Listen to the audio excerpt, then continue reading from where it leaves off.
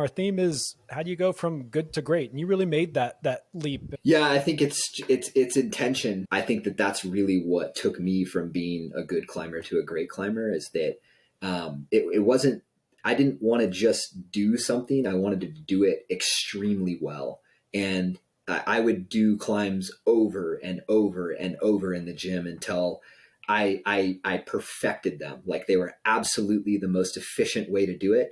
And then I would tear them apart and try and do it in a completely different way.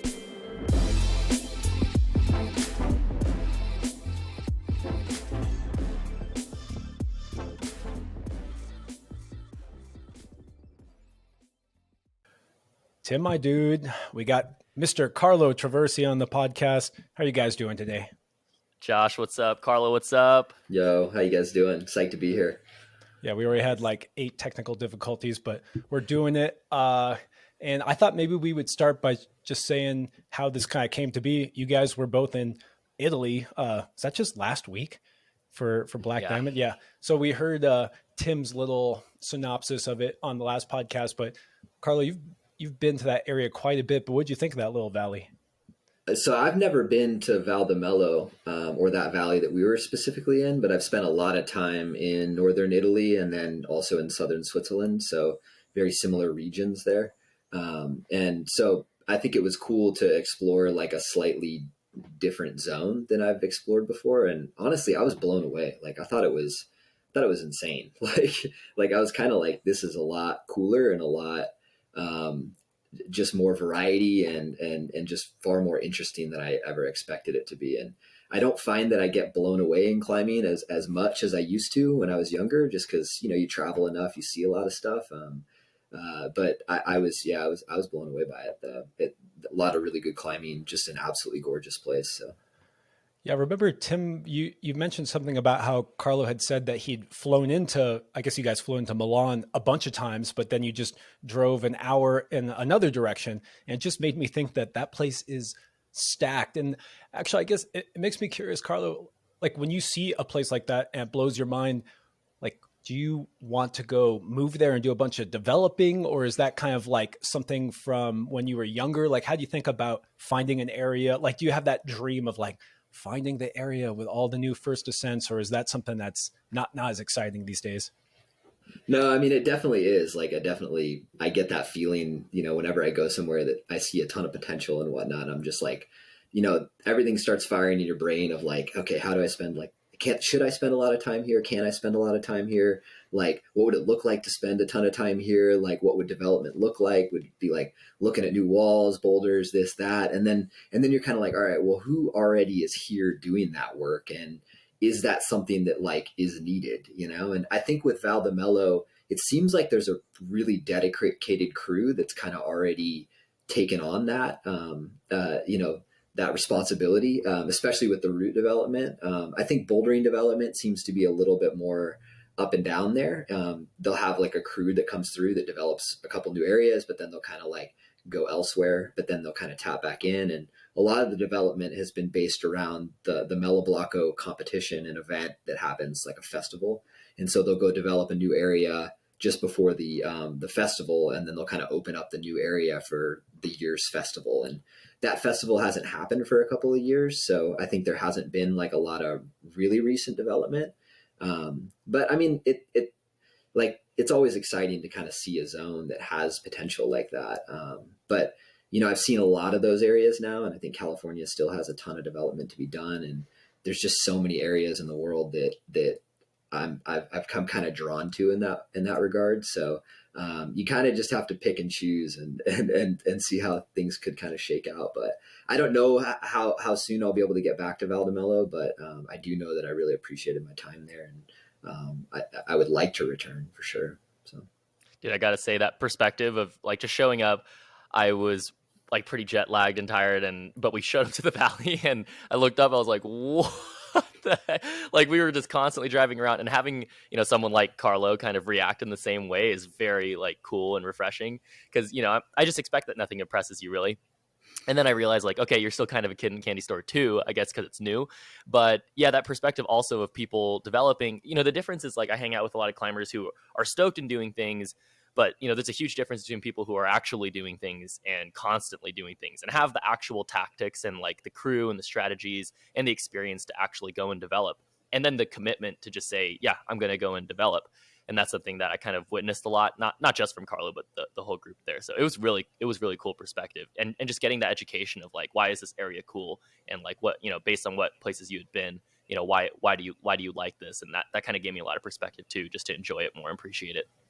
Well, I appreciate you developing here in the Sierras, because that's where I'm based out of. So it's so cool how there's always this thing where people think that like the world's tapped out or something. And it's because they go to, the Happies in Bishop and they're like, wow, like there's nothing left. And you're like, no, dude, there's a lot. Um, Carlo, I didn't want to give you like a giant intro. I mean, the whole point of this podcast is that people who are listening are already good climbers, so they should be familiar with you. We like to say something like, if you think a bicycle is how you get to the gym versus a move, you probably shouldn't be listening. But I still did my research on you, so I would have some things to say. And I did my research by going to 8a.new and looking at your tick list. I'd say the number one thing that stuck out to me was that you're number 4 in bouldering in the U.S. all time as like the ranking, which I think is a really bigger deal than people realize. But then I clicked off the bouldering tab, and I was always impressed to see that you've climbed a bunch of really hard trad, man. Like Meltdown is no joke. Same thing with Magic Line, and not that long ago you did Flex Luther too, which I don't know, 515 minus, and then there's Empath. I forgot about that. I got to remember that because we had Connor Hurston on, who talked about doing that on gear, and that was a really fun conversation. But I guess like what really stood out to me and what I really wanted to dive into is that, you are kind of thought of as a boulderer. That's how I, have always known you. And beyond that, I think that you have a very interesting and unique technique. You are a dynamic climber, but clearly from your time with Meltdown or Magic Line, your technical ability when it comes to footwork and slab climbing is not far below your maybe dynamic chops. But I guess I want to dig into, like, as you get to this really high level, which you're at, everyone kind of starts showcasing their special ability, right? Like everyone has like something that you can point to, whether it's unbelievable finger strength or, like the Wizard of Dave Graham and that like ability to just break down technique. It was interesting looking at your scorecard and seeing these almost like two different worlds where you were like, oh, like Pogo Master, and then Meltdown, like so different. And I just wondered like how you saw those two kind of different disciplines in climbing overlapping, or, do you see them at odds? Is it something you had to work to develop your technical ability, or just kind of digging more into what makes you, unique at your high level? Yeah, I think, I have a lot of variety of stuff that I've done over the years. And sometimes I look back at it and I'm like, was I like too scatterbrained about all this stuff, or should I have like leaned more into strengths and whatnot? But I think it all kind of reverts back to my perspective, and my inspiration for climbing has always been to master climbing all around. Like to never, it's not like I want to climb a certain grade. I don't care about the grade of it. I don't care about, the specifics, as a relation to like one thing or the other. It's about being the best possible climber that I can be. And that revolves around being good at everything. And I think that has, when I realized that about 10 years ago, that's when I started to really explore every avenue of climbing, and to really lean into all of them. And, I grew up as a trad climber. That like my first outdoor climbs were trad climbs in Yosemite when I was a kid, because those are the people that took me out climbing were trad climbers. And, I would go bouldering in Yosemite, kind of in between trad climbing and stuff, but bouldering just kind of seemed like the fun thing to do. Like when we were, planning out the next 5-9 that we were going to try, it was like, that's kind of how I started. And I enjoyed that adventure aspect of climbing, and kind of the strategy behind trad climbs. And, I grew up sport climbing as well, and bouldering. And I've always just enjoyed climbing, period, no matter what it was. And whether it was something that I was good at or not good at, I just enjoyed trying all of it and trying to get better at all of it. And I think that the realization occurred when I climbed the game, and then the year following after I climbed the game. And at the time, the game was considered to be the hardest boulder problem in the world, or at least that's how it had been advertised. And it took me 5 sessions to do it, and I'd never climbed at that level before. And I was like, okay, like where do we go from here? Like, obviously, like I can go find new climbs that are slightly harder or this and that. But I think that generally when you go look for climbs, you're kind of looking for something that's within your vision of what climbing should be. So you're looking for things that kind of fit already what you're good at. And so you end up just kind of leaning more and more into things that like fit your style, and you just kind of go down that road. And I think at that point I was like, I just don't want to chase that. I'm not interested in chasing that aspect of it. And I always felt like it was going to end up being just this crazy grade chase where it's like, well, that felt hard to me. I think this is a harder level than I've ever climbed. And then other people come along and they're like, well, that's more my style, and I don't think it was that hard. And then you're always just in this game of like judging difficulty, for yourself and others and whatnot. And I just felt like it was a much more, I don't know, a more meaningful pursuit for me to just try and be the best rock climber I could be, regardless of the grades. And whether that meant that I needed to go get better at 5'11" alpine climbing, and which I've done a lot of, or, whether that was climbing hard sport routes or slabs or whatever. That's what I want to do, is just find the things that I'm not good at and lean into them until those are my strengths, and then find the next thing that, I'm not good at, and go from there. So. Tim, does that resonate with you? I feel like that's what we talk what about. A good lesson. It's what a good lesson for all climbers, to be honest. And I think it's hard. I mean, first of all, it's hard to do that, right? For a lot of people, it's hard to even have the time to try to focus on different things. And I think a lot of that is just, credit to how good you are at solving something and getting good at something. And then you're like, all right, well, now I've kind of tapped out the meaning behind what I'm doing. Now I got to go find meaning in something else, and having that exploration mindset. And by the way, we don't want to skip over this. Not only are you a successful trad, rock, and sport climber, you have done, and not just done, won a lot of sport bouldering and Seco block competitions. And that's the thing that for me has always been a big thing that I've obviously looked up to you for, but also just been curious. Like there are not that many climbers who can do that. I don't think there are climbers who really do that, the whole jack of all trades thing. And I have a lot of questions about, how that all came to be. It's interesting that you did start off trad climbing. I actually had some questions just for you. Do you have a favorite? Do any mean more to you than others? And has that changed over the years? Like, because for me, I have, the climbing style that for me represents me, I think, the most. I'm also similar in that exploration mindset where I'm like, okay, I want to tap out whatever I can learn, master in whatever climbing is to me. And, anytime I've tried climbing in any sort of format, feels like climbing, but there's definitely some that feel the most natural to me and represents me the most. Do you have anything like that? And has that changed over the years? They're all meaningful in different ways. I'd say for me, I've found that the most meaningful things are the ones that the climbs that I've found that other people find to be easy and that I find to be extremely difficult for me. Because it really just eliminates the ego.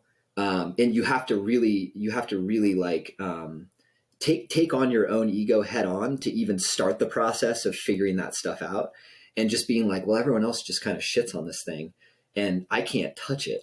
And now I'm going to try like hell to do it, because a lot of people avoid that stuff. They're just like, everyone else kind of shits on it. It's hard for me. So let's just pretend that I just don't want to try it or something like that. And I think those are the ones that I'm the most proud of, that I like take the time to like dig into them and try and do them, is because you're not going to be able to celebrate your success to others in the same way. It's more of a very personal celebration in that regard, because everyone else is just going to be like, yeah, why didn't you already do that one? Like, or, like there's not like people being like, holy shit, I can't believe you did that. Like, it doesn't exist because everyone else finds it to be pretty chill or something. And you're just like, damn, this shit is hard as fuck for me. So I think I appreciate those more than anything. You mentioned on a trip a video. I can't believe I haven't watched this video, but Adam Andre made some video about the climbs that he can't do around the world, and some of them are like in the low 514 range, and it's like, wow, dude, that's Adam Andre. Like he can do anything, and you're right. That's, I think, the things that are most interesting. Maybe not for everybody to look at, but that should be the interesting thoughts in rock climbing. Like, yeah, just what's hard for me? Why am I thinking that it's hard for me or hard for somebody else? What's hard for me? Let's go try it and then have the experience, fail, and then solve. Yeah, we were talking about stained glass right before we clicked record. Definitely, that one is definitely on my list. It is funny how you can, there's like these two sides of the spectrum where it is fun to do something you're good at. Like, I mean, it just is. But then it's also really rewarding to, I don't know if it's just when you climb something that you're not good at, especially when it finally clicks and it feels, quote unquote, easy. And you're like, oh, that was a new movement and feeling my body that I hadn't had before. I want to rewind a little bit because you made a comment around how, back in, I don't know, 2017 or something, or how you did the game. And yeah, I remember when you did the game. It was like, oh shit, like 2011. Oh, Jesus. Okay. I hadn't even started climbing yet. I am old. Okay, you're old too, Carl. That's fine. Yeah. So I remember that, and you made a comment around how you just recognize that you could do hard boulders. Like if you went and you sat beneath them and learned that it was going to get done, and how you didn't totally want to, chase that grade forever, or chase the grades. And what made me think of is, first of all, I just love that you're looking for mastery and taking those skills into, other disciplines, whether it's sport climbing, trad climbing, alpine climbing. But I can't help but go down this rabbit hole of, it's been, over a decade since the game got put up. And I know hard boulders have been put up since. But I guess one of my questions for you, as someone who knows that they can go and do those hard boulders, is how much harder have boulders gotten? Like, has there been actually harder moves done, or are they, finally linking, two hard moves together? And just like, you made a comment in the podcast I listened to, a NormoCast, when you kind of, talked about how, hey, maybe this isn't fun to just chase this like minutia, leveling up in bouldering. But yeah, how do you think it has changed now in the last decade plus? And, is it really harder? I mean, grades have gone up a touch, or just, I don't know, your insight into that would be cool. Yeah, I think I have probably a controversial perspective on that. And a perspective that maybe not a lot of people would agree with, but I see it in terms of like, there's great inflation over periods of time. And then there's kind of like this stagnant period where things just don't really improve in terms of grades. And I think that just before I started breaking into the harder grades, I feel like things, were kind of like stagnant for a while, and then they inflated a bit, and then they kind of regressed. And then right now, I think we're going through like quite a bit of a grade inflation. And I think it's less indicative of just, of the actual physical difficulty, but more what people are willing to agree with and what people are willing to propose in terms of a number. And I think that that's, there's a clear separation there between those two. I don't think, you can't take one without the other in that regard. I think that what's changed the most is that there are far more people climbing at the V15 roughly range than there ever has been. And this allows for a much, much better consensus on those grades specifically. And then it allows people, the confidence to propose much, much higher grades for other things. Like, do I think that the grade 9A boulder exists? Yes, potentially. I think especially, I think that I would have, maybe a month ago, I would not have agreed with that. But I think that seeing the time and energy that a lot of people put into Burden of Dreams more recently, and with Will's ascent of it, the second ascent, I thought that was the first moment that I saw was like, okay, I think that 9A Boulder exists, and I think that one might be it. In terms of the others that are out there, I think that those are all still very questionable, in my opinion, just because there aren't enough people trying them. There's not enough people at that level that are able to give a consensus. And that means that there's not enough people that have differing styles, able to put an opinion on that. And I think that means that those things aren't going to be clear cut for the short term, at least. So I think that things have progressed. I think the progression has been that there are just far more people at a higher level. I don't necessarily think that the bar is much, much higher than what it was, maybe 10 years ago. So Can I ask you what you think is maybe was one of the hardest moves in the world, or moves that you've done? Like we talked about, we had Jared Roth on here not long ago, who did Rastaman Vibration, the stand of lucid dreaming. And I had kind of, I don't want to say jokingly, but I had said in an earlier podcast that I thought that move was one of the harder moves in the world. Clearly, I'm not qualified to say that, but you might be. What are some of the harder moves you've seen out there in the world? The hardest move that I've done is in Yosemite, and it's on a boulder that I have not finished yet. And I would say that it's the hardest because it took me the longest to do it, and it's something that I can't consistently do now.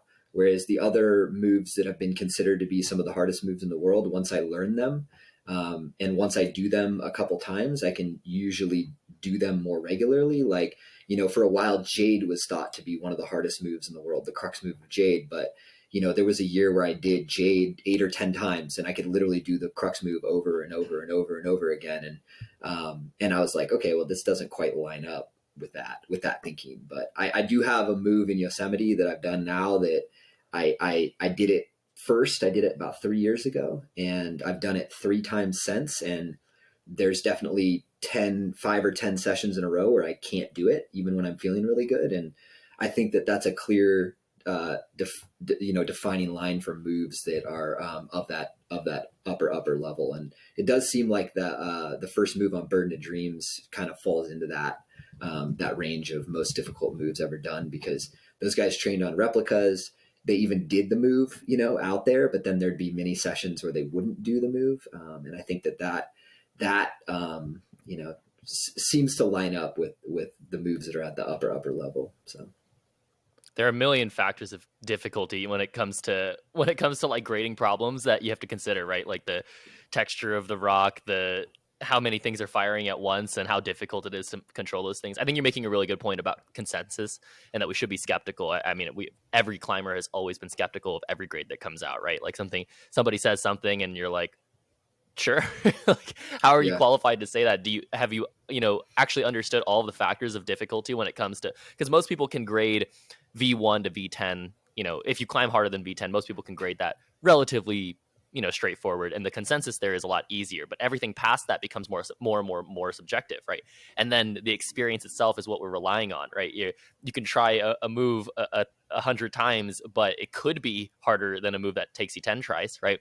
And then the consistency part that you're talking about, what are the factors that make it inconsistent or consistent, right? And that's super, super hard to do when it comes to like an entire boulder problem. And so I think you're right in that it just, and it's happening today, but it's always going to need more time, and it's always going to need more people and just more opinions and like more perspectives. Yeah, I've always thought that the narrative around how people grade things need to change. When you put up a first ascent, I think that your grade for it is a suggestion. I think that when you offer up a grade, you're like, I am suggesting that this problem could be this grade, based off of my experience with it, based off of the things that I've done before.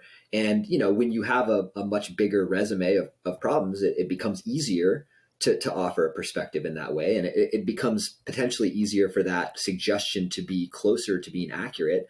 Like say if someone's only climbed V10 and they spend years and years and years working on this problem and they really think it's a V14, but they don't have anything to back that up, they're welcome to suggest V14 for it. And it may very well be V14, but their perspective is going to be a little bit, skewed based off of their experience because they just don't have the resume to back it up. And so you'll take that with a little bit more of a grain of salt, but that doesn't mean that it isn't V14. It just means that there's just not as much, they don't have as much information to back up that suggestion. And I think that we don't have a standard. We don't have a standard V14, right? Like, I mean, you might We think never there's will, some though. standard V14, We never and will, we though. never will. Yeah. Right. It was Yeah. interesting when you did Jade too, because it was V15. It was I would say it was the test piece of that kind of generation. I really remember when Daniel did it, and I remember you doing it. And I think you made a comment about how, you're not a hardcore crimper. And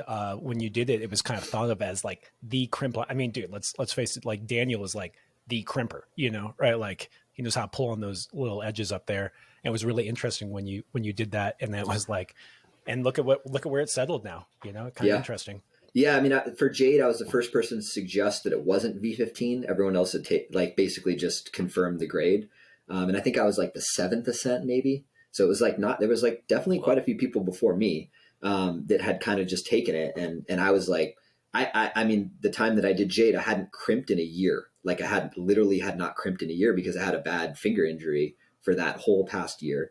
And I also, when I did Jade, I had dropped a weight on my index finger and basically exploded the left tip. And my fingernail had fallen off. So I had no fingernail really on my index finger on my left hand. And so like, I was not in like perfect condition to be climbing like a crimp boulder here. And, and I was psyched to do it. And I did it my first day of that year. I had tried it the previous year and gotten kind of close, and then had a finger injury the whole year prior, and then it was basically just climbing open-handed in pinches for most of that year, and then did it, and I was like, okay, I just don't at the time I'd only climbed V13, and I was like, this doesn't make sense at V15, so I'm going to call it V14, or at least suggest that. And I got some flack for it, but that's where the grades ended up. And coincidentally, that was the exact same thing with the game. When it got put up as V16.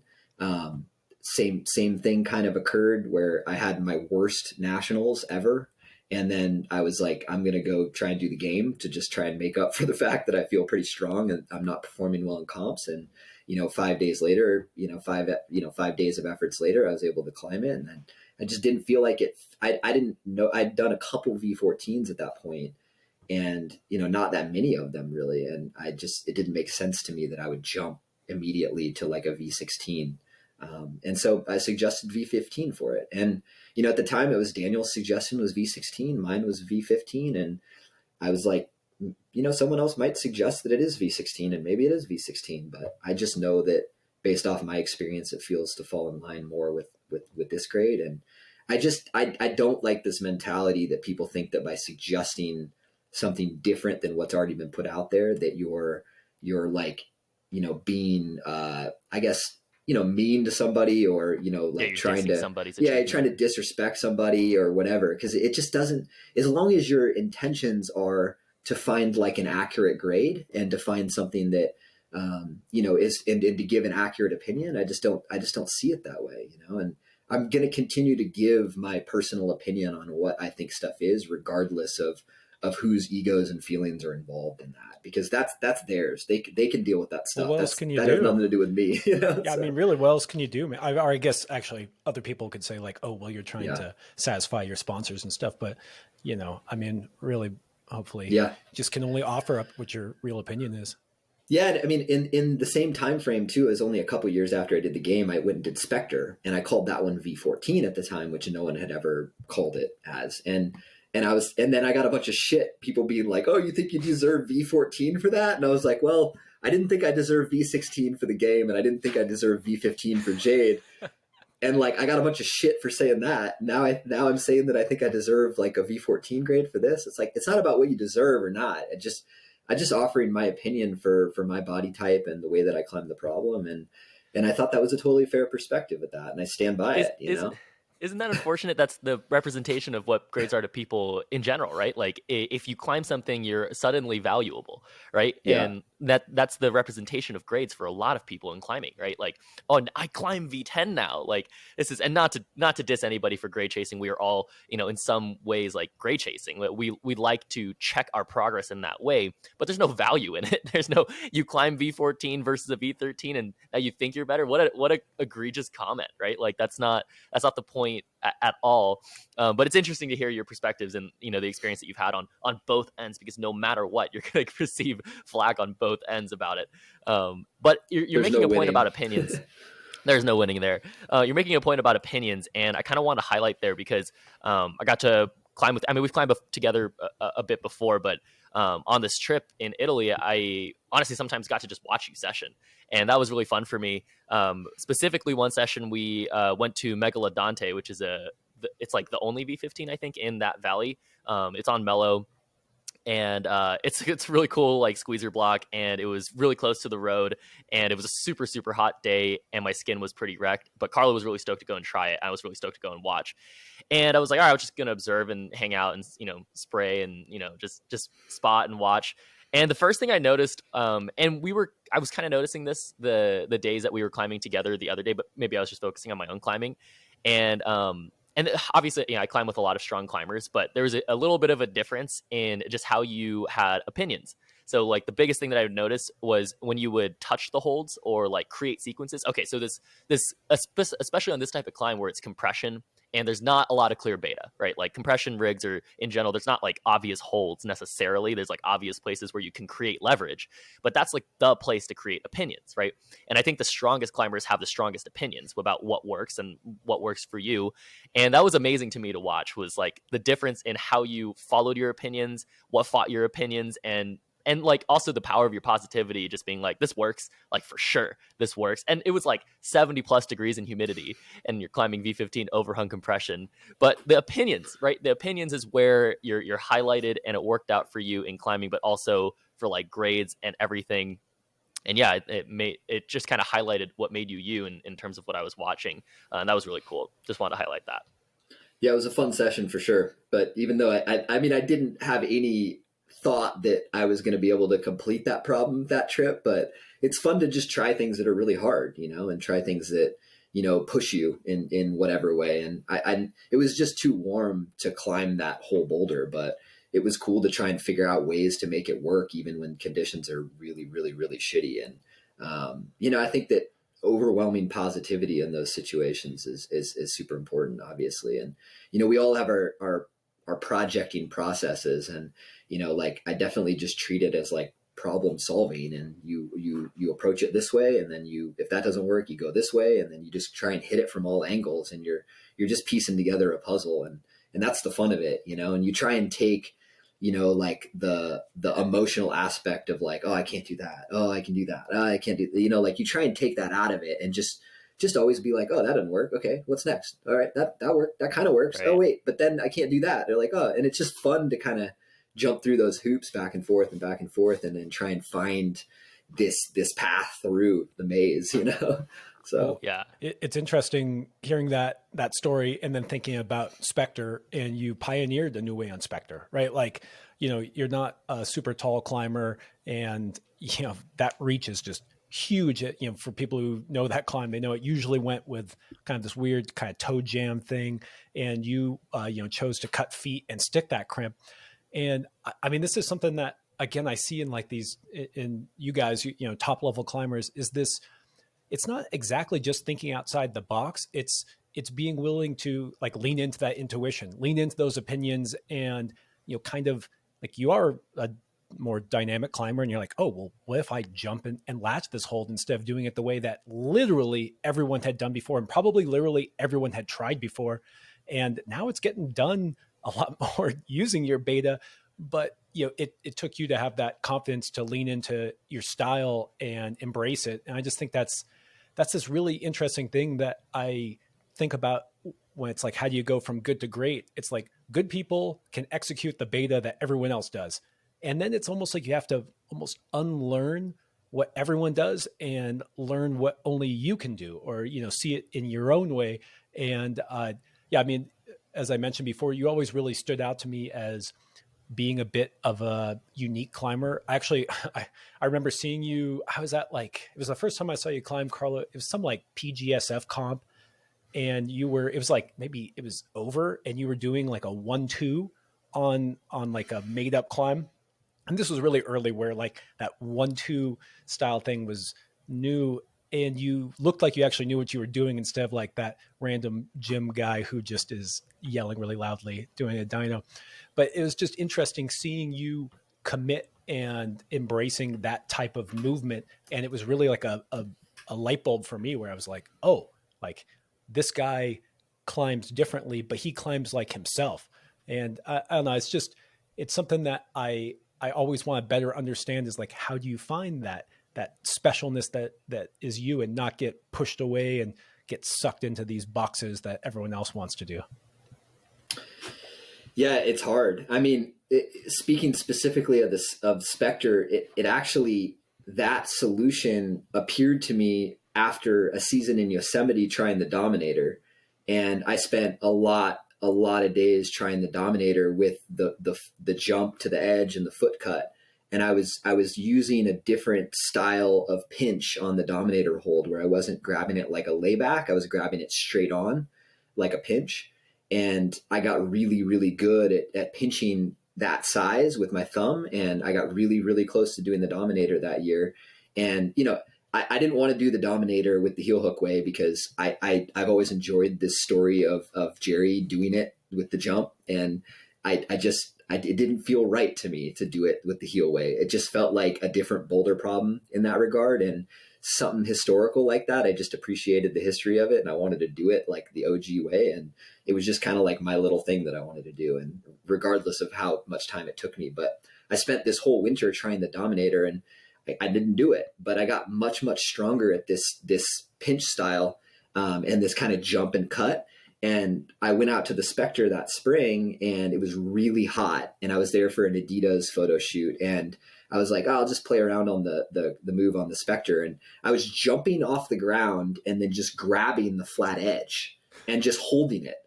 And then I was trying to hold and then campus to the edge, just like playing around.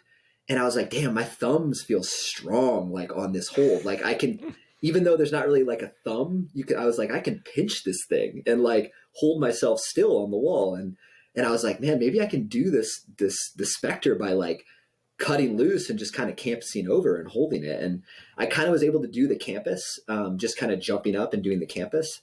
And I was like, I got to come back when it's colder to try and actually do the Spectre this way. And it was weird. I came back that winter, and I think I did it. I did the move, I think like second or third try. And then it was only like a couple tries later that I just did the whole boulder from the start. And it really blew my mind. Like it was the perspective shifter, where I was just like, I need to rethink how I'm approaching all of these boulders that I've just written off for so many years, because I didn't feel like I was tall enough. And it was a great moment, because you feel like there's these amazing climbs that you might never be able to do. And there was a few of them that were on that list where I was like, fuck man, these are just too long for me to do it. And that one was just like, I can do anything. Like I can literally do anything. I just have to willing to put in the time and figure out new solutions, and just to constantly like just dig and dig and dig and get better and get better. And, like as you get older and as you get weaker and other things, it becomes harder to lean into those.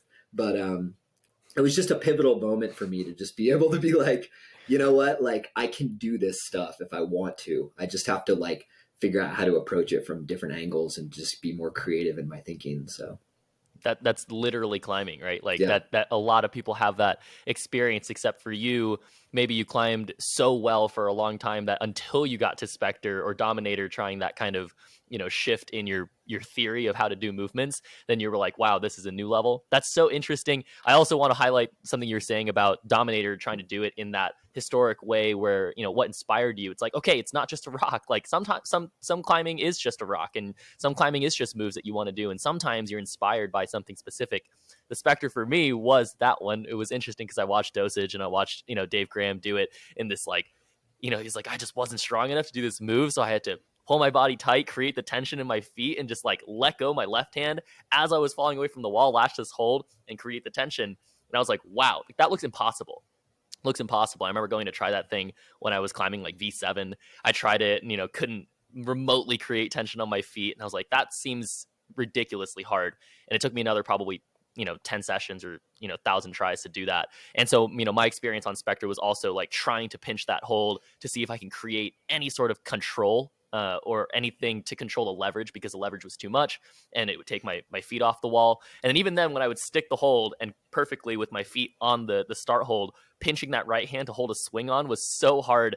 It's crazy for me to like think about it or watch people like grab that hold, campus the move, or like jump off of it. I'm like, that's ridiculous.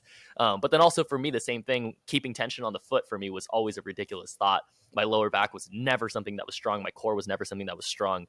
So I spent a bunch of seasons training that, and that now happens to be like some of my strongest suits, is keeping my feet far away, on the wall. It just teaches you so many things. Pretty Amazing. sure that Dominator in the OG style is like V14 or at least V13. Although I guess we all know that there's V13 doesn't exist in the Valley. It kind of does now. Unfortunately, it kind of does now. We've broken the ceiling a little Damn bit it, Carlo. here. I'm not happy with it, but I feel like it got to the point where there was just the V12 range just got way too big, and I was like, you know what? All right, we gotta break into some other grades here. I've heard. I've had a few friends put some time into Cold Snap, that thing that you did to left the dog with, and they're just like, "Well, I'm not even sure if this thing goes. It's definitely not V12." But yeah, dude, let's dig into the Valley a bit more, because I know it's a special place for you, and it's. It's a special place for all of us, right? Yeah. It's kind of interesting because I wonder. I just whenever I think of the Valley, it's this super technical, like thin, kind of more vert climbing, but then somehow it's also like World Cup compy at the same time. Like it's got this interesting mix of styles, and you've put a lot of time to the boulders there. I'd love to dig in more into that, but you've also done more trad climbing there, and just like, what do you think makes the Valley so special, and why do you keep going back to it?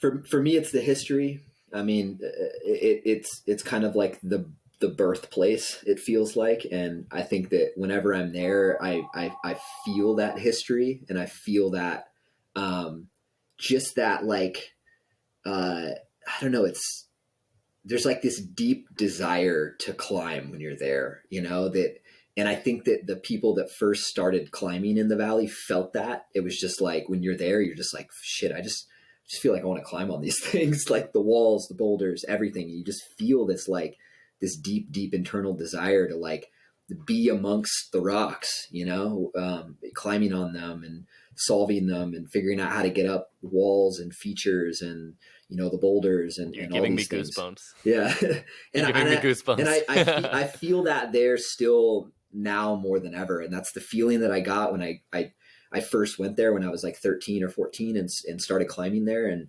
I still feel that every time I come there. I'm like, I drive in and I'm like, this is where I'm supposed to be. When the conditions are good, when the weather's good, this is where I'm supposed to be. I'm not supposed to be anywhere else. And no matter what I'm working on here, this is the most important thing that I can be doing at this time, in my own climbing. And that I've never gotten that feeling in that same way in other areas. And I think that's what makes the Valley the most important climbing area to me. And I know everyone has their different reasons for enjoying it and whatnot, but I see it as the past, present, and the future of rock climbing, for me specifically.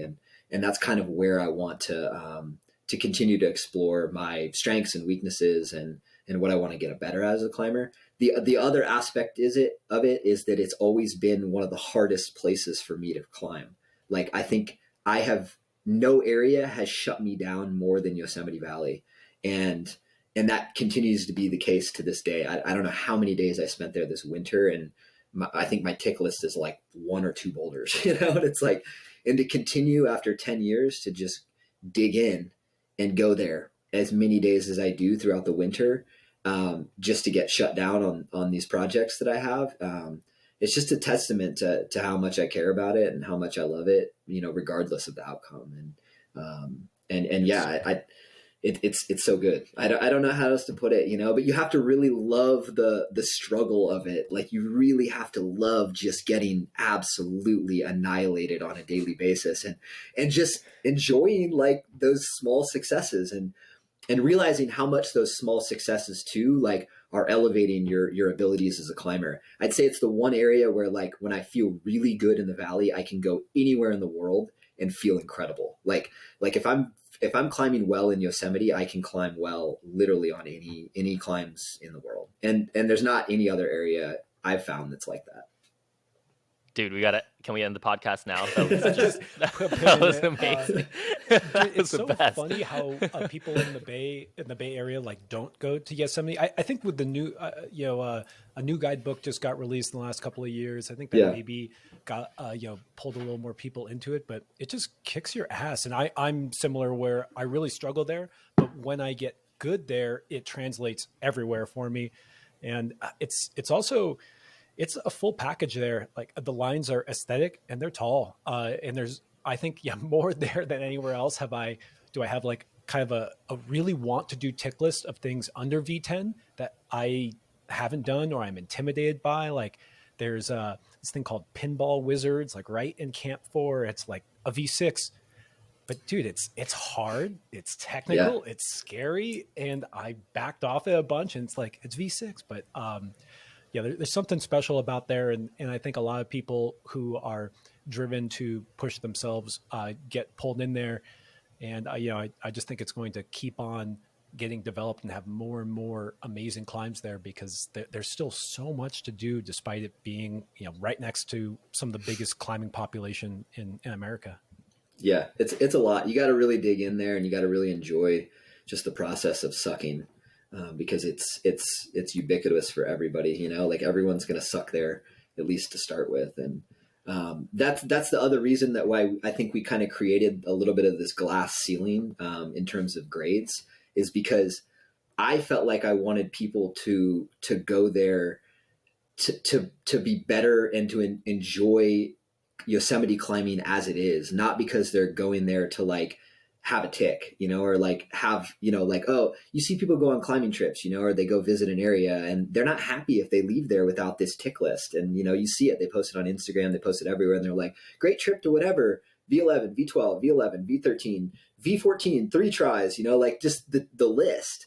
And I don't want Yosemite to be that area. I want people to go there because they want to explore the movement. They want to understand the history. They want to climb the classics, regardless of the grades. They want to dig into it as like a pursuit of climbing movement and understanding how their body works on the rock and whatnot, rather than just being a place where you're going to like line up this tick list. And for the most part, it's worked, like we don't get a lot of people coming there specifically looking to just tick off a ton of stuff, because it just doesn't work that way. I mean, the climbing, I think, is even the hard stuff that is there just takes a lot more time to sort out and put together than in other areas. I can't go there and just be like, oh, I'm just going to tick off a bunch of V11s today. It's like, I've never had that day. Like usually it's like 5 days later, I do like one V11 and I'm like, that was amazing. I can't believe I finished that thing. Like felt impossible. Tim, you want any more comments on Yosemite? Because there's something that Carlos said that I can segue into something else, but I know, Oh, no, just one thing. I mean, we had Connor on here also, and, you're saying a lot of things that resonate with me, and it sounds like resonates with him as well. And a lot of the questions that I asked him were to highlight his climbing style, and his climbing style was really that kind of willing to survive, willing to struggle. That willingness, not so much like everybody does struggle, right? But it's the people who are willing to, and then make the better decisions throughout it. And he's always like struggled in competitions, being kind of a shorter climber, and especially having that kind of Yosemite style. But if there is a competition climb that needs to be solved, he's doing it. And that's really where kind of it came from. And he's always done something different. And everything that you kind of talked about in terms of why you like it and, why people should approach Yosemite in this way, it's really highlighted in that conversation with him as well. So I just wanted to Well, damn. Had to bring that Now, up. Yeah, now I wanna, Connor's like, Connor's a fantastic rock climber, and a lot of his capabilities have been, influenced by his time on Yosemite granite, and you can see it For sure. in kind of everything that he does. And I think that anyone that spent a lot of time in Yosemite and climbed a lot there, you can see that influence. So what do you think? Just even though I wanted to take us in another direction, I can't resist talking about empath for a moment. What do you think about how he did empath, as in like technically, like the whole thing where he used more hand jams and finger locks, and he said that you were aware of them. It's not like you didn't know them, but that you felt it was easier the way you did it.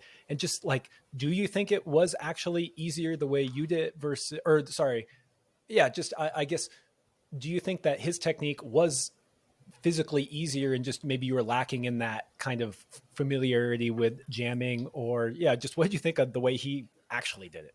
that's a great question, and I'm happy that you brought that up. And I've had this conversation with him a lot. I think that um, I can jam. I know how to jam. I know how to do the range of jams. I wouldn't call myself good at jamming. I'm not like a high end crack climber in any regard. I learned this in Indian Creek a couple weeks back. Like I can jam. Like I can definitely do all the jams and stuff like that. And I've jammed a lot over the years, but I'm not that good at it. I think he's a far superior like pure crack climber than I am. The jams that he used, I tried all of them, and there were some of them that didn't really feel super secure to me, so I definitely was not going to use them. A lot of them felt great. Like I thought that they were useful and helpful, and I thought that they could be a good sequence for the route. And I think that I knew people were going to use those things. What I found in the process of trying it is that at the time, my style was very fast and powerful, and I had really, really good power endurance, but not a good like base level of like long endurance, because I'd spent the whole kind of summer bouldering in RMMP. And so I kind of knew what my strengths were at the time, and me moving extremely fast on that route, regardless of the difficulty of the climbing, was the best way that I could approach it. And it was a good decision on my part, because I was able to climb it really fast that way. And I knew where my climbing style was at the time, and I knew what worked best for me. And the sequence that I found, I was able to climb much, much quicker than if I'd used more of those jams that take a little bit of time to kind of fidget in there. And the sequence also had a better overall flow for me using the sequence that I used. And I mean, I've gone back after, and I've climbed on it with Tommy and Alex, and I was there with Ethan a couple times, and I climbed on it with Keenan, and Paige was there, and I've seen all the betas. Like I've tried all the betas. I mean, I'd say Tommy and Alex had even more crack specific beta than Connor did in a lot of ways, and I tried all their stuff too. And I think that those betas work, and I think that they may make it easier for certain people, like with that style and whatnot. For me, I still feel like the way that I climbed it is definitely the best way for me personally. Like I wouldn't change my beta for it, but the grade on that was, like I said, a suggestion. Like I don't know if I'd have given it the 515 grade if I hadn't have been there trying it with Jimmy and Daniel and Keenan, and there was, Nathaniel Coleman was trying it as well at that time. And, they all felt like it deserved the 515 grade. And I was a little hesitant, because I'm always a little bit hesitant with larger grades like that. And I tend to always try and take the more conservative estimate. But they were all like, yeah, of course it's 515. Like this is, and, Jimmy had done Dreamcatcher not that long ago, and he's like, this is way harder than Dreamcatcher. And he's like, and Daniel's climbed a ton of really hard, sport routes, especially like shorter ones that are really powerful. And, and he was like, oh yeah, of course. Like, I definitely think this is 515 at least. So, a lot of my grade suggestion was influenced by that, and that happens, that's the way that it is. And I'm still not sure that it isn't 515, like it could be. I think that we've got a much bigger range of opinions now that help us arrive at a grade on it. And I think that we could use a few more to kind of really find a consensus. But yeah, okay. Yeah, all right. Exactly. I think what I want out of the empath thing is that this is an incredible rock climb, regardless of what it's graded. It's one of the most unbelievable pieces of rock I've ever seen. and it climbs amazingly well. It's super solid. It's super fun to climb on and try. And I think that, having it as a sport route makes it much more accessible in that way. I did know that it most likely could go on gear, and dangerously. And I still think that it's a bit dangerous what Connor did. I don't think it's like a safe, prospect for most people. I think he did make it safe based on like his capabilities as a rock climber, but I was also felt like you were robbing a lot of people of the opportunity to climb an incredible piece of rock if it wasn't a sport route. I bolted it with removable bolts initially so that they could be removed and replaced if it did go easily on trad, but I still stand by obviously the decision to have it be a sport route. So such a pretty route, man. Yeah, that thing is awesome. It's also, I think it's cool when I think something that makes routes really good, I guess boulders too, this is even true for indoors, is when there's multiple different ways to do it and they all feel about the same difficulty. And then you get to lean into whatever your unique beta happens to be, which I think is just super cool. Totally. Yeah. So you mentioned, to bring it back to Yosemite for just a moment as a launching off point, you mentioned this willingness to embrace kind of like the sucky, that Yosemite takes a continual dedication, right? Like you have to actually keep showing up and then you have success. But Carlo, you do have success, right? You've sent those climbs. I mean, I know there's maybe a handful of those out there that still maybe elude you, but time will tell. Time will tell. Yeah, you go. It made me think of this part in your video Heritage, and I haven't seen it in years, so forgive me if I butcher this, but I really like that video, by the way, man. Really good video. Thank you. Just beautiful. Watched it a ton of times. And you had this part in it that I've said to a lot of people before, and I've also tried to internalize, is you made some comment around how, like, there's people who are as strong as you probably, or there are people as strong as you, and they have all the capabilities to execute on the boulder, and then they don't get it done. And, you kind of highlighted that at the end of the day, you still have to execute and put it all together.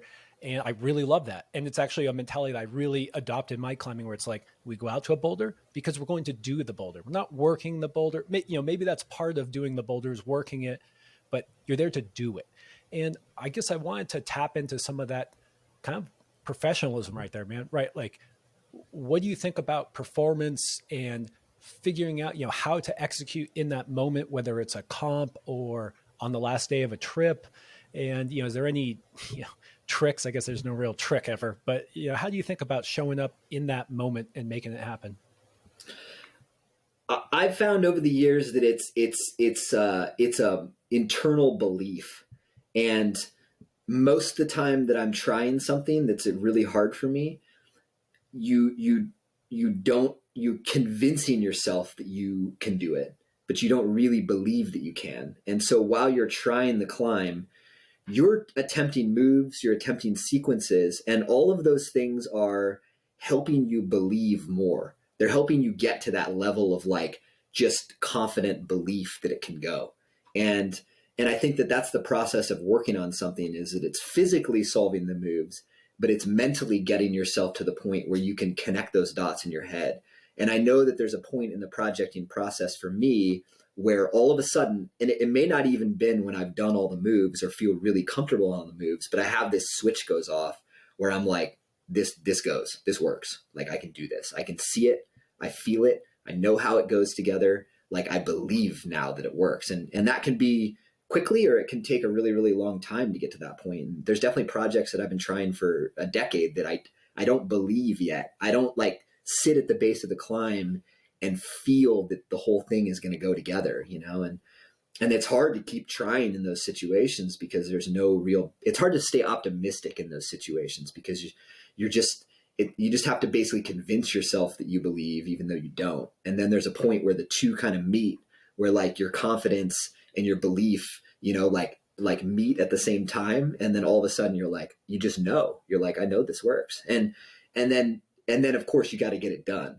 And so that's the secondary process, is that I think a lot of people get to the point where they're like, oh yeah, I know I can do this. Like, but then they kind of like lose steam in that. And, you don't finish the battle. You don't finish what you started until you're standing on top of the boulder after climbing it as perfectly as possible, you know? And I think that that next step takes kind of an intense level of focus to be able to visualize and execute and to climb things really, really well. And it's a cool part of that process. And I think some people they don't know how to, like combine the confidence and the belief at one time and then focus the energy into like achieving, you know, and to getting it done. And you can see that come through, and it's a practice, you know, it's something you have to like focus on. It's something you have to figure out how to channel that energy towards and, you know, make it happen. So I'm going to assume, and by the way, I love how you're kind of describing this kind of confidence and belief has to meet. And, you know, in order to try things to do them, you have to have that belief as a foundational mentality there.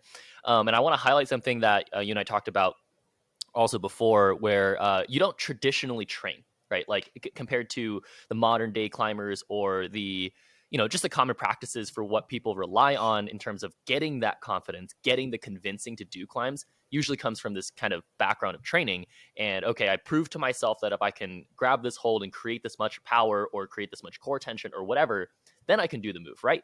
And you don't have that approach. You have this approach of reliance on your whatever. And can you just go into that? Like, okay, you don't traditionally train, but what do you do? Like, what do you do at the gym? Like, what are you thinking about? Like, is this what you're constantly doing so that when you go, you're always in this belief mode? Like, you know, because I think that's where a lot of people get it kind of messed up, where they rely on the thing that probably doesn't apply to that. So yeah, do you want to just go into that? Yeah. I mean, I would start off by saying that most times confidence is fake. It's not real. You're confident. You are putting confidence out there in order to like inspire belief. But a lot of times that confidence is completely bullshit. And you have to know where that is. You know, a lot of people, they'll train in the gym and they build up this level of confidence, but when they try and apply it to something that doesn't apply to what they've been training for, then all that confidence they realize it in one moment. They're like, oh my God, like I was all confident about this shit, and now it doesn't feel the same as it did in the gym, and I don't feel like I'm climbing well. And then all of a sudden they hit this wall where they're like, and they just tank, you know, because the reality of where they're at and that false confidence kind of meet in the middle there, and it doesn't match up, and then you just have this conflicting realities that you're all of a sudden aware of, and then you have this huge fall off from it in terms of your ability to believe in yourself and what you're capable of. So I think just, you know, you're trying to gain a level of confidence in how you feel, but always trying to be realistic about where you're at and what's actually going on, so that you don't have that fall off, you know? And I kind of always try and set myself up for, like I never think that I'm doing very well. Like I never think that I'm strong. I never think that I'm climbing really that well. And then I open myself up to the opportunity to be surprised by where I am. And because that feeling of surprise is exciting. It's cool to be like, wow, I didn't think that I could do that. And all of a sudden I can. You're like, oh, that's amazing. Like super cool, you know? And I think if you create that opportunity, you'll find that you find more success than if you go out with this false confidence of like all this background and all this work that you feel like you've done, and then have you kind of like fall off of that, you know? And so I think that that's a really like a mental approach to the way of going things. And I wouldn't say that's necessarily like speaking exactly to like the non-training approach, but I just think that people, they think that this training that they're doing is building, but it doesn't necessarily translate all the time. And especially with real rock, I think that training in the gym translates to some degree, but I don't think it translates exactly ever, you know, it just doesn't quite work that way. So. Oh, I love that. That's so consistent with kind of our messaging on the pod, where, you know, training, I'm not saying don't do training, but we had like a whole training podcast, and I put it out there that training may be good, but it may not be necessary. Like a lot of the best people in the world wouldn't do what you call training. But I do think that there's an element of what you're talking about, this idea of like success begets success. So believing that you're going to do a climb, and I know what you're talking about, where maybe someone sees you attempt a move and you don't do the move, but you're like, oh no, I can do this move. And I always give my wife is like this, where she wants to do all the moves before doing the problem or the route. And I just try to tell her, like, how about you just get the feeling where you know you can do that move and then move on instead of wasting your skill and your effort. But Yeah. I love that success begets success, like making it to the top, finding that optimism, delivering on it, finding out what you're actually capable of. It's, that little bit of stretch and then doing that over and over again. And I often tell people to be, I guess this is just my style, like in some ways, like irrationally optimistic. Like I remember coming to Rocklands and I was like, oh, I'm going to flash the Vice. And I had only climbed V13. And so it's like, no, I'm not going to flash V13, but I thought I could do it. Spoiler alert, I didn't. But and you contrast that with being brutally realistic. You're like, okay, I think I'm capable of this, but here's what this moment actually brings. And then I like what Tim has shown me often is sometimes when you get hit with reality, you need to not let that, tell you everything, where you grab a hold and you're like, I thought this hold was going to be better. And Tim's always pushed me to say like, yeah, but it's not, but just deal with it. It doesn't mean it's over. It's just, it doesn't feel great, but move on. What can you do? Yeah. What can you do? That's right. I love that, Tim.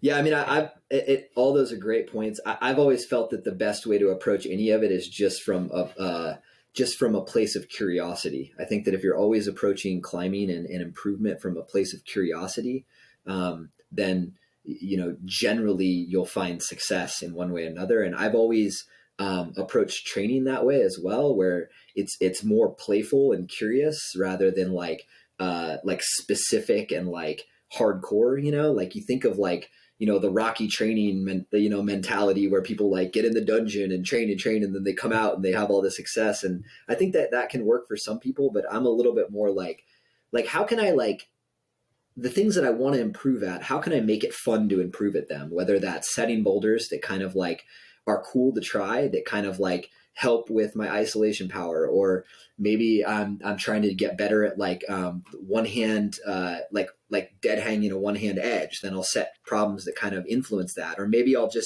sometimes I'll like walk around the gym and just jump up and try and dead hang holds, as like, just like I wonder what holds I can just jump off the ground and just hold on to, and it's just like a more playful way of being like, oh, I'm going to go strap a bunch of weights to myself and hang off the hangboard for the next, like hour or something like that, which I find incredibly boring and not like, it ruins climbing for me in a lot of ways. It's like, if that's what I needed to do to climb hard, I don't think I would climb hard. But fortunately you don't have to do those things in order to be an extremely successful rock climber. You just have to find ways of taking those same strengths that you're trying to get and finding new ways to approach, training them, and I think that can be done a lot of different ways, and most of those other ways I think are more applicable to real climbing skills than like a flat angled, flat piece of wood that, you're pulling on. So it's a careful thing. I mean, I think I do like a lot of the training devices that are out there. And I think that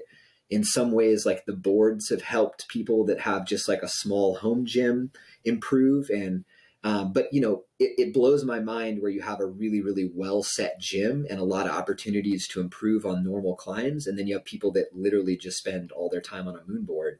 And it's like, you're really getting better at moonboarding. You're not really getting better at doing anything else. And, it's hard because I don't agree that there's a lot of good, well-set gyms in the country anymore. I think that that's like something that's kind of fallen off, especially on the upper end of the scale. I think that that's been harder and harder to find. So I do understand why people have been more and more inclined to try hard on spray walls and boards and stuff like that. But dude, we got to talk about gyms. I Yeah. want to make a point really quickly though. I gotta make a point because you're talking about, it's so good how you're, kind of deconstructing your own career and like how you've developed strength and what you have, the curiosity has really led you into what can I do and what can I not do, right? You ask yourself those questions constantly. That's why you go around the gym and you're like, I wonder if I can do this. I wonder if I can do that. And then you just try it, right? And then you keep trying it at high intensity and then you're pushing yourself and you're getting stronger. Luckily, you've never gotten injured, which is also something maybe we could talk about. But the thing that I talk about a lot in training is I don't like making training plans. I'm a coach. It's what I do.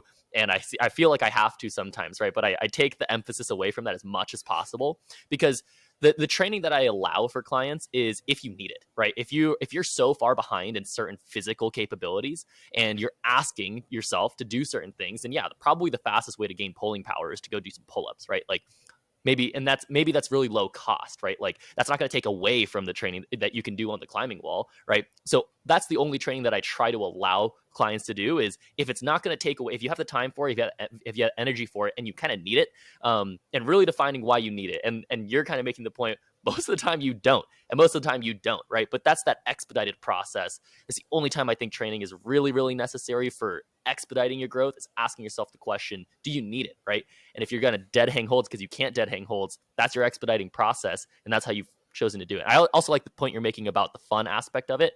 I think people really underestimate how important it is to be stoked to go into the gym and actually push yourself, right? Like, I mean, we've been there in the gym or deep hours and sessions, many hours deep. And that's kind of the reason why you're good, is because you can do that. But you can do that because you're having fun and you're focusing on those things. It's all little choices, little mental choices you're making to make it a sustainable thing that you're doing. Yeah, that's what I really wanted to highlight that I got from it, was that you were having fun. Like the idea of going and finding a hole and see if you can jump and grab it. You know, training, it's funny. People think that training's all super well figured out, where it's like, oh, you do 80% of your max for 3.5 seconds and then, you know, you overload it over the next 4 weeks. It's kind of not. What's really been shown to work in strength training is high intensity, like really trying hard. And some people, I'm always impressed with these people though. Some people can just go into the dungeon, into their basement by themselves and just come out with mutant strong fingers. But that's not, that wasn't me. It was like, oh, you guys think you can latch this hold? Like, is this move possible? And then really trying hard with your buddies and really bringing that intensity is training. But, so I don't know. I don't want to say anything negative about training, but I was never exactly that guy, even though I'm kind of jealous of the people who have that focus to do that. I'd say that I wouldn't say it's everybody, but most of the dungeon folk come out much stronger. And I'm always very impressed by how strong they are, and obviously impressed that they can lock themselves in the dungeon and just like improve in that regard. But their ability to move is not necessarily improved. And you're always going to run into issues if your ability to move doesn't follow with your strengths. And I think that, maybe 7 or 8 years ago, I kind of realized that increasing strength wasn't going to get me where I wanted to go in climbing. And I've dedicated the last, I'd say 7 or 8 years to improving how I move more than anything. I do not care about how strong I am. I do not give a shit. I want to move better on the wall. And everything that I do every day is about influencing my ability to move efficiently and capably on the wall. And I will say I've gotten weaker because of it. I'm the weakest climber I think I've been in the last 10 years. And like by a lot, like by any way that you want to test it. Like I can barely, I used to be able to do one arms on, like half quarter pad edges and stuff. I can't even dead hang half the quarter pad edge with one arm anymore. Like not even close. And I will say I'm the weakest version of myself, but I am by far climbing better than I've ever climbed in my entire life. And that's because I have dug into how to move well. And it's unfortunate that kind of both go hand in hand, like as you focus more on moving better, you're going to get weaker because you're not going to be relying on strength as much. And I think that that's always what I've tried to do, is get better, but also try and keep the strength to a level that's still like high enough that I can do the things that I want to do, and yeah, you're always kind of playing with that balance. But I will say there's so many resources nowadays for people to get stronger climbing. There are very, very, very few resources out there in terms of improving how you move on the wall and your technique and your efficiency and all of those things. And it's because it's extremely difficult to teach and it's extremely difficult to learn. And it's not fun or interesting a lot of the time to like dig into it, because it feels absurd to practice a move over and over again, trying to be more and more efficient with it. It feels boring to a lot of people. It doesn't feel like there's no like recognizable gains from it. It's not like, oh, I lifted this much weight, or, I was able to put this many pounds on this arm, or now I can do a pull up with this many pounds added. There's just no way to define it. You're just like, you just kind of know all of a sudden. I'm moving better. Like my body's moving more efficiently. I'm using less effort to do the same things. Like I'm using momentum correctly. I'm using strength where I need it to. I'm using my feet the way that it needs to, like all of those things are the most important aspect of climbing better. And Okay, that wasn't quite as perfect of a tee up to switch over the boulder field, but still worked because movement, setting, getting better at climbing really is all related. And the gym is, let's be honest, where we still usually end up spending the majority of our climbing time. Everyone who, anyways, most people spend more time in the gym than on real rock, even if it does them a little bit of a disservice. So Carlo, you opened up a gym in Sacramento called the Boulder Field. I mean, it's been a few years now, but me and Tim talk about it on the pod all the time because you just did all these things right that I think so many other gyms miss out on. And I mean, it probably comes from, your deep love of climbing, and you were also a setter for many, many years. And yeah, I want to talk about the Boulder Field, but I think just to highlight those things that I said, for me, it's when you first walk in, there's a giant prow. And I'm really interested in aesthetics when it comes to climbing. Like you've talked about mastery. And for me, mastery is climbing anything you want. And usually what you want to climb is what's pretty. And so I think it's underrated for gyms to just have that moment when you walk in and it just is beautiful. And so that was amazing. But then it goes all the way to the little things, like you showed me the setting room, and no one gets to see the setting room, right? Like only the setters, but the setting room was immaculate and well organized. And yeah, I don't know where I'm going with this other than I want to hear about what those kind of first principles were that led you to design the Boulder Field the way you did. Yeah. I mean, first of all, I mean, it's not an opportunity that a lot of people get to build a climbing gym. And I feel very fortunate that I was kind of, able to have that opportunity. I don't take it for granted. Ultimately, like opening up the Boulder Field was me, just trying to take everything that I've learned in climbing and everything that I enjoy about climbing and that I value about climbing and being able to offer it up to more people on like a bigger scale and not have it be something that's just within me, like I wanted like a representation of all that time and energy that I've put in so that more people can enjoy that aspect of it. And I felt like, gyms weren't being built the way that I wanted it to be built in terms of like the surfaces available. And then I also felt like the route setting wasn't conducive to the way that I saw route setting, needing to be for people to enjoy, climbing in the gym throughout, for the future.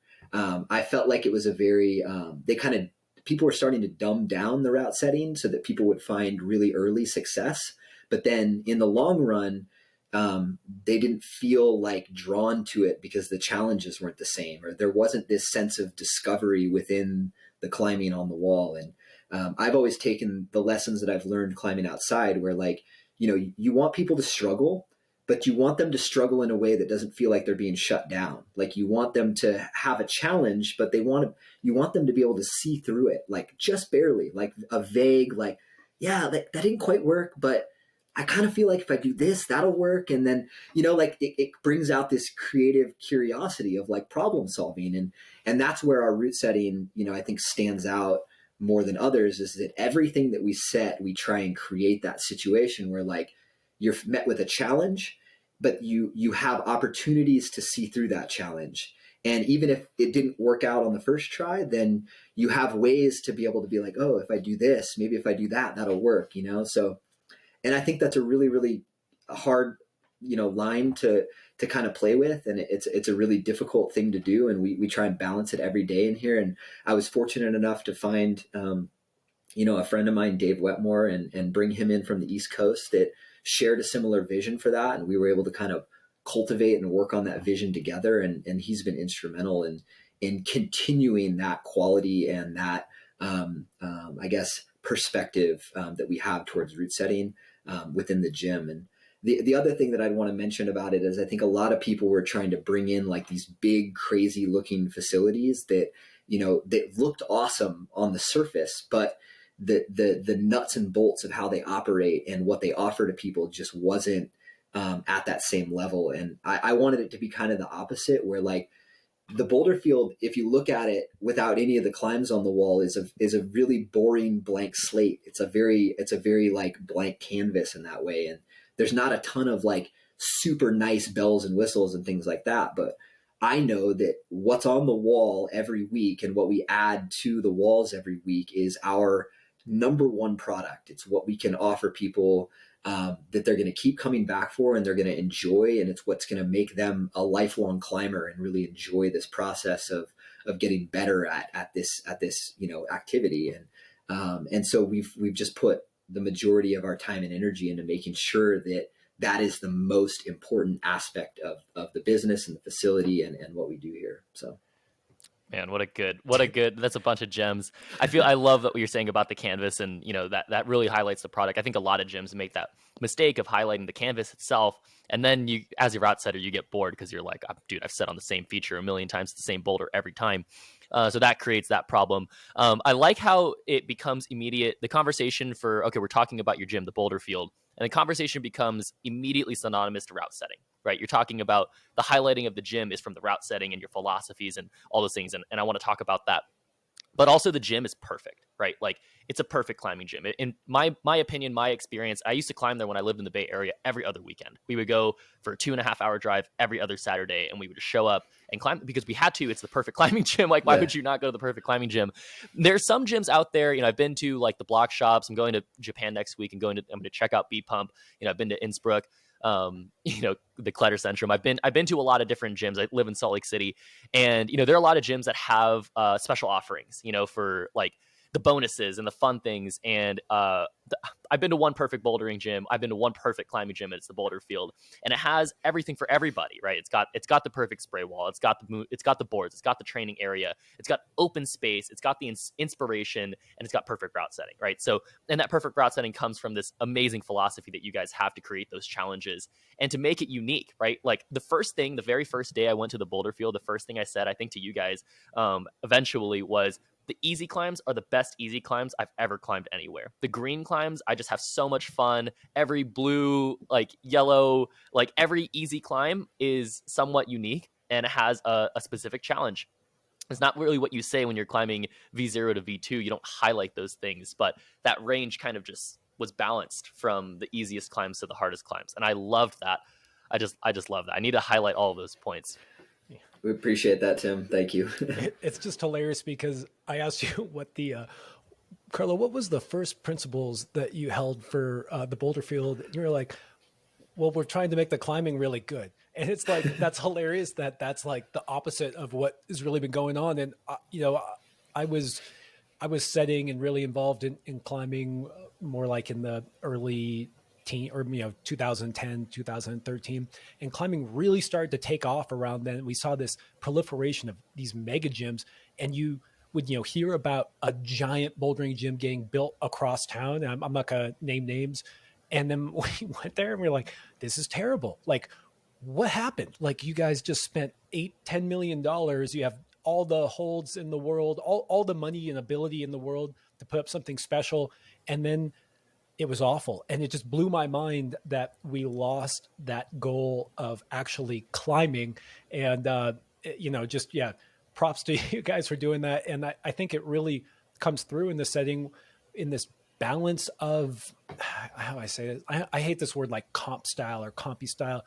You guys have a newer school. You have elements of the modern setting because it's modern, right? Like, this is how climbing is evolving, but it's not gimmicky where it's like, hey, we just put like 8 volumes on the wall. Like, good luck, guys. Like, have fun with that. And I just really appreciate that. And I love all the other things that are maybe under the radar, like that spray wall that mimics cats. Like, I love that I just brought in that history. It's very, I don't know. It really gets me to have that alongside everything else. And I don't know, I'm not sure where I'm going here other than just writing a love letter. No, I appreciate all that. I obviously love to hear that people like the gym and that, the work put in is appreciated, because it's great to hear. And And I obviously I like hearing people say that it's their favorite gym, but I never take that stuff for granted. Like I don't feel like we're the best version of what we could be.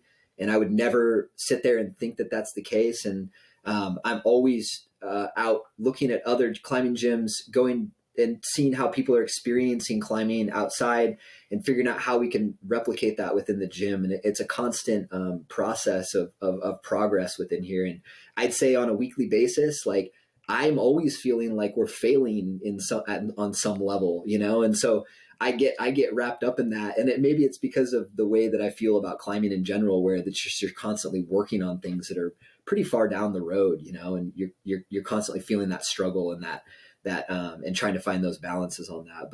But yeah, I think we still have a long way to go in terms of what we're creating in here. The other thing that I wanted to mention too is that I think we've done a good job in the gym of balancing people's expectations. And I think that expectations are a huge part of people's first process when they come into a climbing gym. And that's one of my favorite things that we've done in here is just the way that people approach rock climbing here in our community within the boulder field, I think is a really, really positive, healthy approach to climbing and leads people towards success, but also just enjoying what they're doing in here on a daily basis. And I don't think that occurs everywhere. I think that I set a lot in Boulder before I moved back here. And when I would set things that were a similar style in Boulder that I set now here, I was met with a much, much different critiques and criticisms and stuff. People were like, I can't figure this out. It's too weird, you know, and they really just wanted to pull on grips and find success, you know, and just feel like they're on the treadmill basically. And I didn't like that perspective on stuff. And I feel like I fought a lot,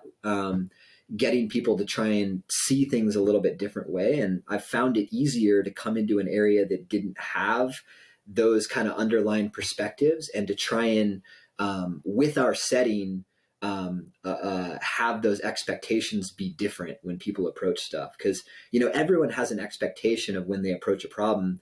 You know, they see a certain grade on it. They see a certain color, you know, of the problem, as, you know, we use colors for our grade scale.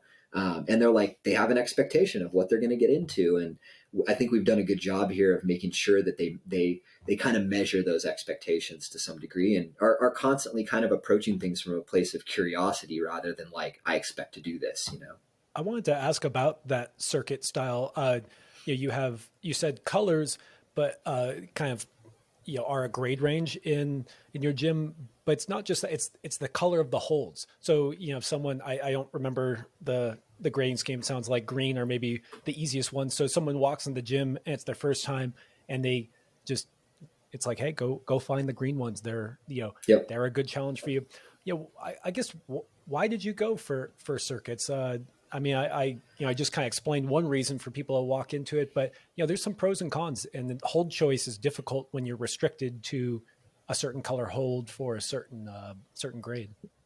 Yeah, the restrictions would be difficult if it wasn't for like a pretty comprehensive ordering system for the holds to begin with, and that took me months to kind of figure out. And now that I feel like I've solved it to some degree, I don't think it's like it's a concern, but it's obvious that, yeah, it's easy to tell people when they first come in the gym, like, hey, like the green problems are going to be the easiest problems for you. So you should stick to those and you kind of work your way up the scale from there. And I think the overlapping scale is super important as well, because then people are a little bit more open to things being harder in that range and also easier. And same with the next range, you know, like, oh, not all blues, which is our next up from green, are going to necessarily be harder than the greens that you're trying. Some of the greens might be harder than the blues that you're trying. And I think that ambiguity helps and that vagueness helps because people don't assign things like in this like really structured sense, you know, they're not like, this is harder than this, or this is easier than this, or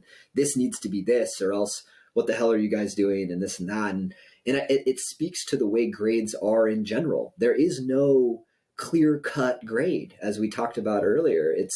It's a consensus of things. And if you're going to have 4 setters that are all, you know, 5'7" to 5'10" white guys, like setting, you're never going to get a good grade range from them. They're not going to be able to assign a grade to something that's going to be accurate for everybody. So why are we trying to do that? You're just creating opportunities for people to get upset and argue and have expectations not be met, in which case they're not going to be happy about things. So that overlapping scale has been the best thing that I've done in climbing within the gym. And I think people approach it in a really, really healthy way here. You know, we still get people saying like, wow, that pink is really hard. And you're like, yeah, but it's a pink. And they're like, well, you're like, what is a pink? You know, like, and they're like, yeah, I don't really know what a pink is. I guess it's supposed to be this, but like, maybe it could be that. You're like, yeah, it could be. Like, pink's pink. Like, I don't know like, there's no like, you know, clear defined line for it. So it helps. And,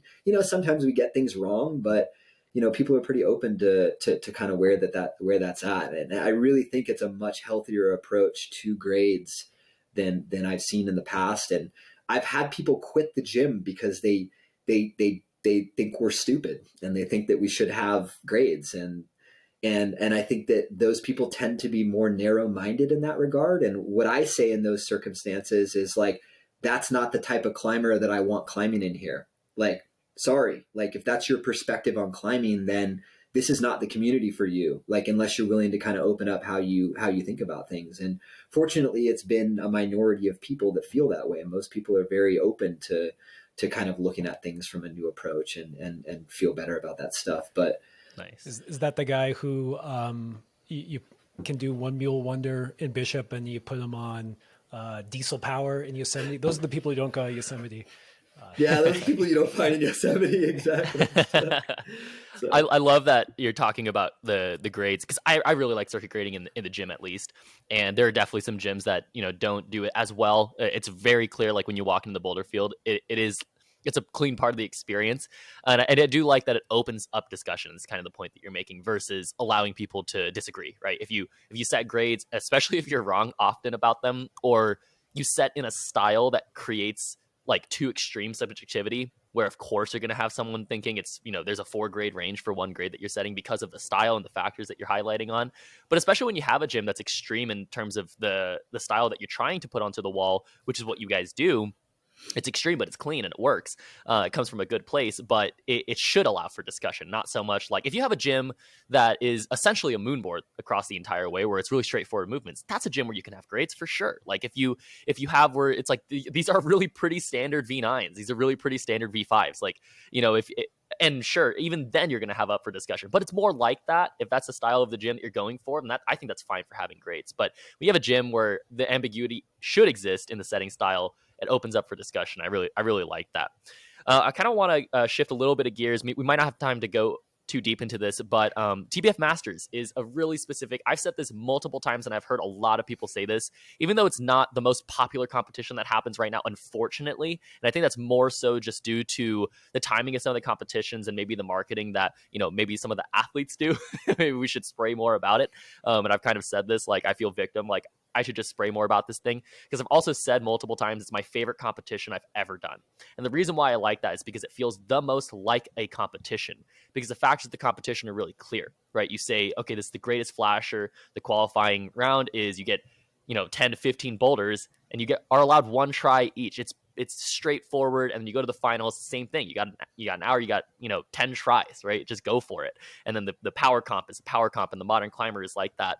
I really like this kind of theme that you have with the Boulder Field Masters competition. Really feels like, if I have a goal, right? If I want to do all 3, I want to feel like I'm the master of climbing, and I want to go and win all these things.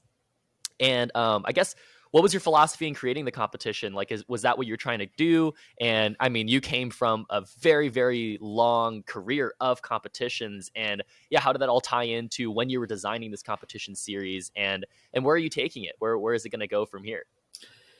Yeah, all great questions. I mean, competition climbing has been a huge part of my life. I've competed in, oh man, I think I'm at close to over 200 like pro level competitions in my life. If I did the math on all of them, and you know, been fortunate enough to win a lot of events. You know, a couple sport climbing nationals. I never actually won a bouldering nationals. I think 3rd was the best I did at bouldering nationals, but you know, I've won a ton of other more like other pro level bouldering events. I've done like I think 4 world championships and, probably 20 different World Cups over the years. So I was a part of the U.S. national team for like almost 10 years competing in those things. And so I came from a long background of competing. And what I found was that competitions started off for me as being really varied in what they offered. Everything had its own kind of unique thing, and they were trying out a lot of stuff, and everything there was all these different, formats that were kind of being tried, and there were slight derivations on them. There wasn't anything crazy that was being tried, but it was kind of cool because it felt like we were really in this creative time. And then all of a sudden everything started to kind of go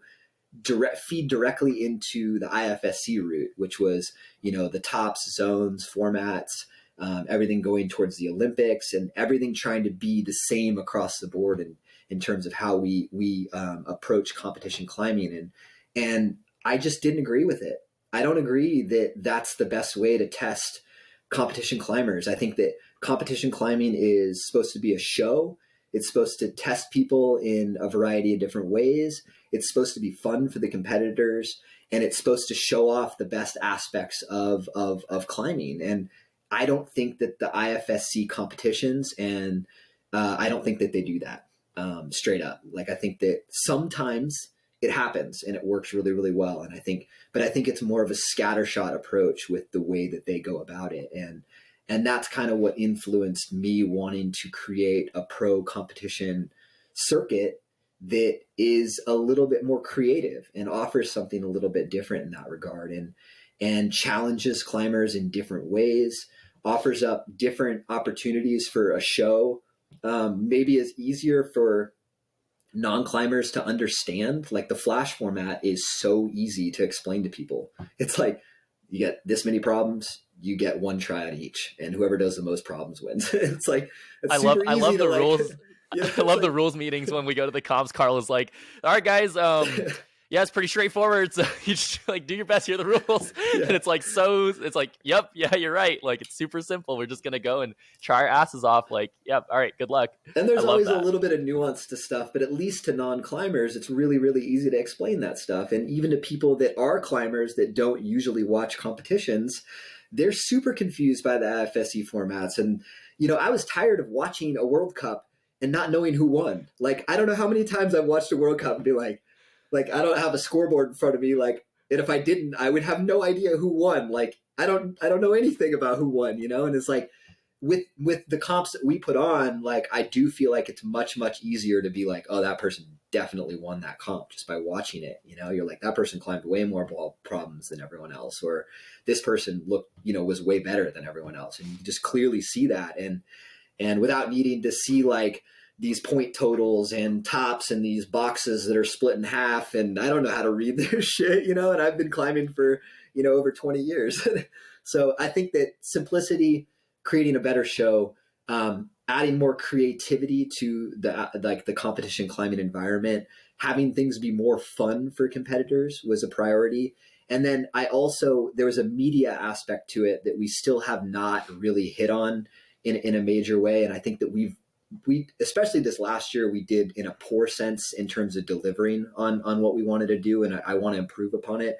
And that's that IFSC and USA Climbing take all of the media that comes out of those events and they just hold it like this. Like, they just hold on to it. They put it in a vault somewhere. They try and sell it to people. They try and make money off of it. They do whatever they can with it, but they don't allow it to spread and just be a part of like the climbing conscience, that's out there. And it just doesn't allow good storylines to be built around climbers that are competing in those events. Like, yeah, we all have like the top climbers that we know of, like, Yanya and now Brooke and Natalia and some of the guy competitors as well that are doing really, really well. There's some narrative built around them in terms of their continued success, but the people that are like second, third place and beyond, we don't know anything about who they are, their struggles, what they're going through and stuff. And a lot of that is because they've kept such tight wraps on the media that hasn't allowed people to take that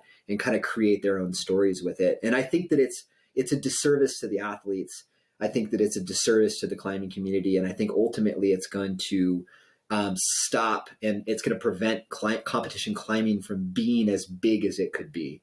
And I see them continuing to move in that direction, and I don't see that changing anytime soon with how they're doing it. So it's hilarious that you're just bringing that same first principles thinking to competition. It's like, we want to be able to quickly tell why they're, what are they doing, who's going to win, and then also we'd like to be able to watch. I remember some guy was doing like commentary on World Cups on YouTube. I just thought it was cool. Some guy was just watching and then kind of giving a breakdown. And it was just some dude, and I really enjoyed it. And then they shut it down because, it was, not for commercial redistribution. I was just like, what are you guys talking about? I'm seeing this. I wasn't watching the World Cups, and I was watching his breakdown because I thought he did a better job. It was like more fun to, see a guy comment on it who was experienced. And so thanks for just taking that super basic approach of, putting on a show, because it is a show. It's something me and Tim often talk about is,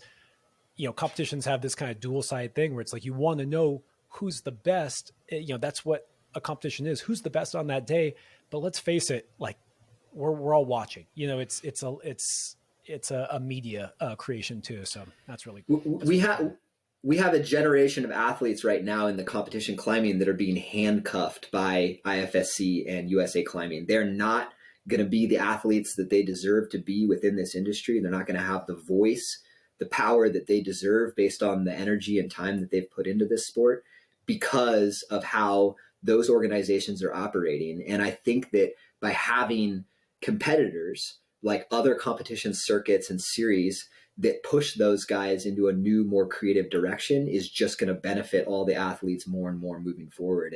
And that's my only goal, is to just make it so that the next generation of competitive climbers has more opportunities, has better opportunities, and enjoys that pathway more than what I was able to do. And right now, unfortunately, it's worse. There's worse opportunities as a competitive climber now in America than there ever has been, in my opinion. Dude, like the feeling that I have after a bad, or sorry, not even a bad, but literally the feeling I have after a season of doing some USAC comps or like the traditional comp formats. We won't just, call them USAC comps, but the feeling I have after doing those formatted comps is like reflection of how I sucked and like why I didn't line up the things to win or like do really well. And the feeling I have after the TBF Masters comps, I've told you both this multiple times. It's like, I got to get better. Like, this is what I got to get better on. And like, man, dude, it's so refreshing to be, I'm talking to you guys who've been climbing for over 2 decades, but, decade deep of doing comps just straight on. Like, starting at 13, I was like, I want to be an Olympian in rock climbing. I want to take this stuff seriously. Like, I want to be competitive and do comps. And like over the last couple of years, I kind of lost that. I didn't necessarily realize why I wasn't that stoked and motivated in doing competitions as much anymore until I was doing the TBF. Well, I had the whole COVID stunt, right? And then I remember doing the TBF Masters things, and I was like, this is lit. And then, you brought it back, and then I was doing them, and I was coming into them really out of shape because I was doing my Bishop thing. I climbed like 3 times in a month, and then I went to Puerto Rico and got fat and just like drank. And then I came to TBF Masters first comp, and I was like, oh, dude, I'm out of shape, and like almost didn't make finals. And I ended up getting 3rd place there, which was sick because there weren't that many, climbers there. And I was like, great, like I happened to make some money and I got into a final and had a good time. But the thing I walked away from was I got to get into shape. And how do I get into shape? I got to get focused, and I got to get really good at this, style of competing, like getting good at the show, doing well under pressure, focusing in the moment, committing to things. Like everything that you guys demand, you're not, you're highlighting things in terms of how you set it up. But this is how it trickles, right? For me as an athlete, I show up and I'm like, this is how I want to do better. And it's really shown. And you and I can have discussions about it. And that's really nice. That's really nice. And then the story that you're talking about, dude, like growing up, my favorite thing is to watch these like 10 to 15 minute highlight reels of a competition like PBR, the Portland Boulder Rally highlight reels were perfect because it would show a really cool compilation of these qualifying things. It was pretty simple, like it did its job, and then it got to the final, and the way it was broken down was like boulder to boulder to boulder, and it would get more intense, and there was always drama. There's always drama at these types of competitions. There's always drama at the TBF Masters, dude. Like Joe won 2, and I was like, I gotta win one, dude. Like I gotta win one. All respect to the guy, I love the guy, but I was like, I'm going to win one.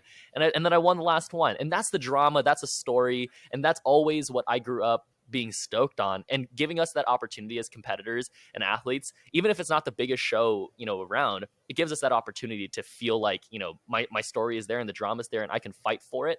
And like, yeah, that's not supported in the way that comps are, run nowadays. So dude, like that's amazing. I love where it comes from too.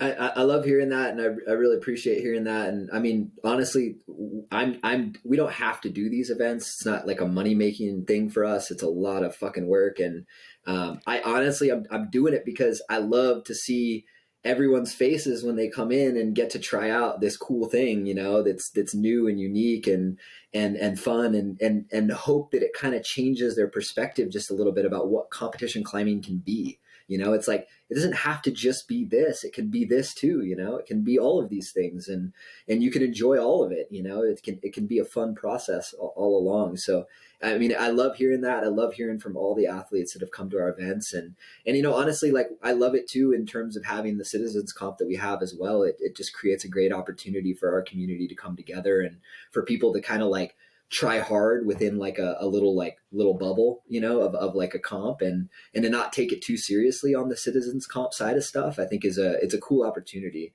for everybody to kind of try out something a little bit different and new. So dude, the citizens rounds are lit. Those are packed, like they're super fun. packed. Yeah. And then the spectators stay for finals, and it's like a packed show. It's really awesome. I hope this year we can do a better job of getting, a lot more people out there, create some cool media and create a story. And I think this is potential for being the coolest comp series ever. Well, it's amazing. Well, that's great that you're not just, complaining about some of the lack thereof of good times at the World Cups, and that you're actually creating something new and giving people an option. You guys, I know we're coming up against Tim. When's your hard stop? Pretty soon. Like, we should wrap up. Okay. I have a couple of rapid fire questions. I want to try something new with you, Carlo. And Tim, if you got to drop, just drop when you drop. Is just, our kind of, our theme is, how do you go from good to great? And you really made that leap. And, do you have maybe one tip or someone who's kind of on that cusp? They climb a lot, they're really good, but there's something about reaching that next notch that is, it's not linear, right? Like, just spending another couple of years climbing doesn't necessarily guarantee that you break through into being something special. And if you have any thoughts on that to help people get there, we would appreciate it. Yeah, I think it's intention, like, it's coming in with intention. Are coming to the boulders, coming to the gym. Every time you go out climbing, there has to be a certain amount of intention in your climbing and in terms of mastery. And I think that's really what took me from being a good climber to a great climber, is that it wasn't, I didn't want to just do something. I wanted to do it extremely well.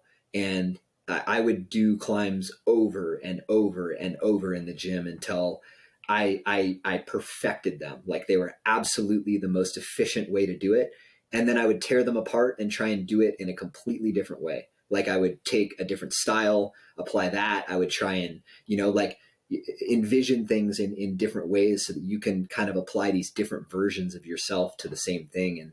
And I think, people think, oh, I got to the top of that, I'm done with it, and that's not necessarily the case. It's like, I've climbed things sloppy and gone back and been like, no, I didn't do that in a way that I'm comfortable with. I didn't do that in a style that I'm happy with. I need to climb that better, and I think that there's still opportunities for growth, even on the things that you've done in the past. And I think that if everyone took that into their climbing every day, and it takes a lot of focus, but just being really intentional about every time they pull on the wall, you're trying to, even in your warm-ups, you're trying to be better. You're trying to be the most efficient, the best climber that you can be. And I'd say that that's probably the most important thing that you can do to improve. Damn, that was good. I definitely making that into a little Instagram reel there. It makes me think of when I was more active in the climbing world, and I was, my whole crew was clearly a notch below pros.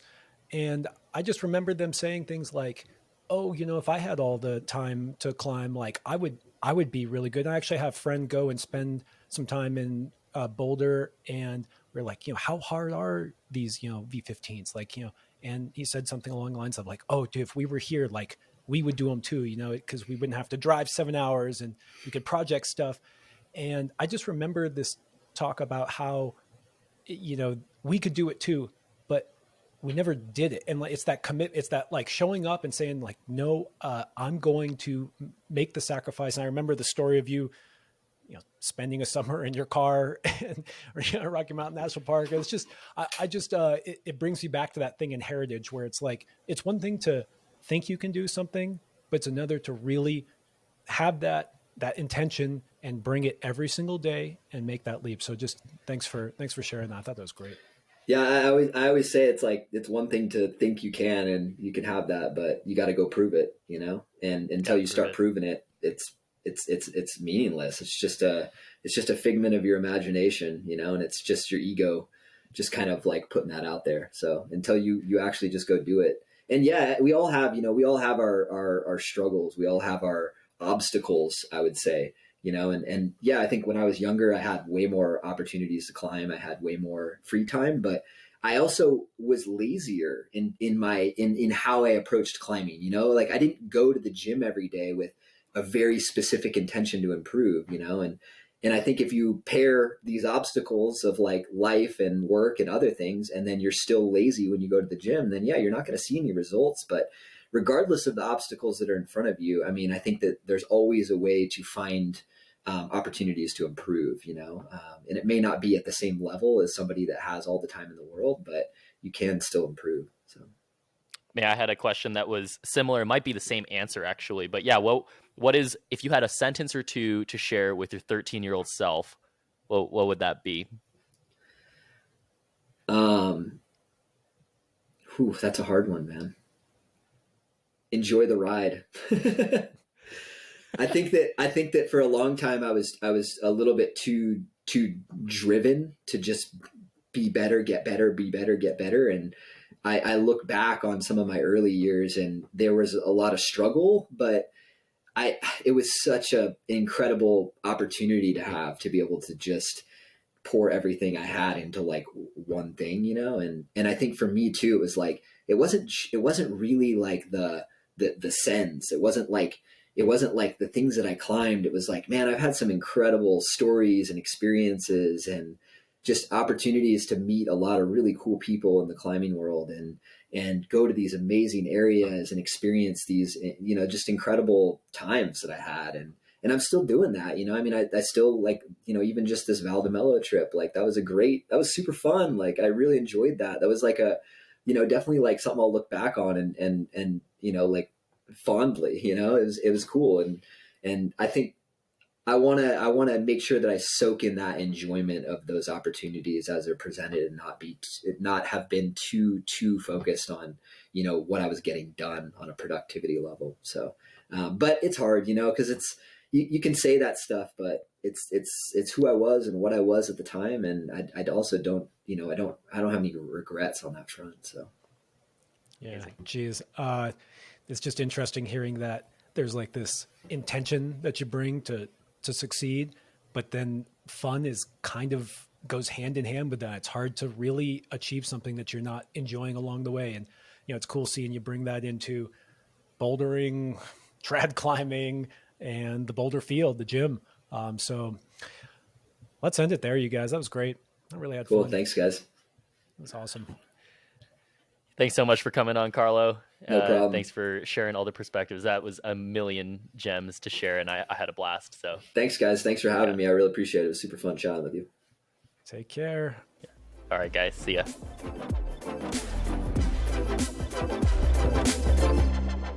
Thanks for tuning in.